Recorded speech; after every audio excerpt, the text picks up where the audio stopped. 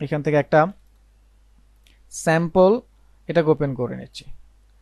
So ধরেন আমরা বিভিন্ন মাধ্যম থেকে আমরা টেমপ্লেট ডাউনলোড করি। সো টেমপ্লেট ডাউনলোড করার পরে আমাদের একটু এডিট করার প্রয়োজন হয়। তো সেই ক্ষেত্রে অনেক সময় টেমপ্লেটগুলো একটা গ্রুপে থাকে।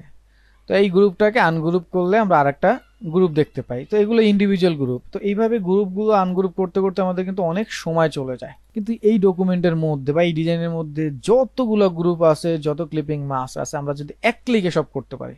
এই ক্ষেত্রে সবচেয়ে সহজ উপায়টা হচ্ছে ফাইল থেকে স্ক্রিপ্টে গিয়ে আমরা এই এক্সিট বা ইএক্সটি আনগ্রুপ নামের যে স্ক্রিপ্টটা আছে এই স্ক্রিপ্টটা যদি ইউজ করি, এক ক্লিকে আপনি চাইলে এখান থেকে সিলেক্টেড, মানে দ্যাট মিনস আপনি অনেকগুলো আছে সবগুলো চান না, একটাকে সিলেক্ট রেখে বাকিগুলো হচ্ছে কি করবেন থাকবে ওইটাকে আনগ্রুপ করবেন। আবার এমন হচ্ছে যে অল ডকুমেন্ট সব যা আছে এখানে সবগুলোকে আনগ্রুপ করবেন। তো আমি অল ডকুমেন্ট দিচ্ছি।